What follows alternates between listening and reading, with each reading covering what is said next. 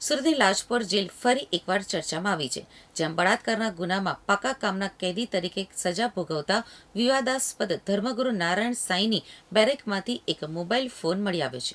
તાજેતરમાં જ જેલરના નામે ફોન કરીને કેદીઓના પરિવારજનો પાસેથી પૈસા પડાવનાર એક ઠગ પકડાયા બાદ લાજપોર જેલ પ્રશાસન દ્વારા સરપ્રાઇઝ ચેકિંગ શરૂ કરવામાં આવ્યું હતું.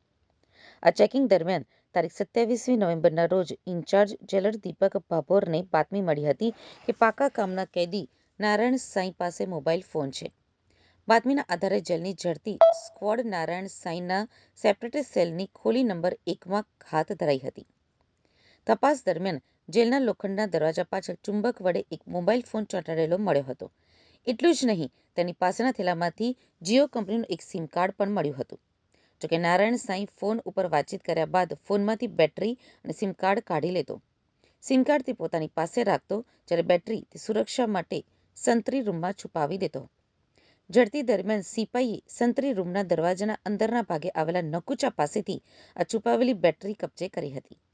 લાજપોર જેલને આધુનિક જેલ ગણવામાં આવે છે, તેમ છતાં વારંવાર મોબાઈલ ફોન મળી આવવાની ઘટનાઓ જેલ પ્રશાસનની સુરક્ષા વ્યવસ્થા ઉપર ગંભીર સવાલો ઊભા કરે છે. જેલરની ફરિયાદમાં જણાવ્યા મુજબ છેલ્લા 11 મહિનામાં લાજપોર જેલમાંથી 12થી વધુ મોબાઈલ ફોન મળી આવ્યાની પોલીસ ફરિયાદ થઈ છે.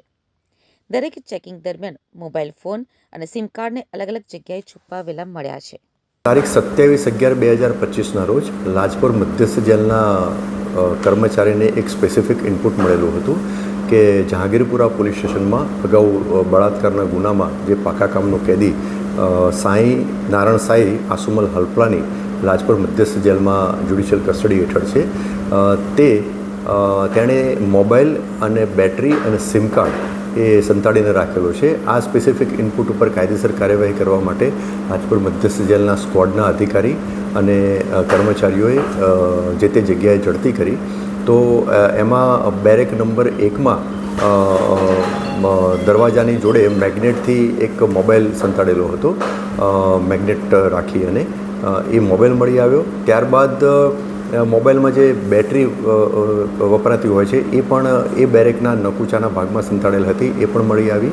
અને નારાયણ સાંઈને જે બેરેકમાં રાખવામાં આવેલો હતો, એટલે બેરેક નંબર 1, એમાં એનું જે ઇન્હેલર હતું જે એ યુઝ કરતા હતા, એ ઇન્હેલરના અંદરના ભાગે એક સિમ કાર્ડ પણ મળી આવેલું.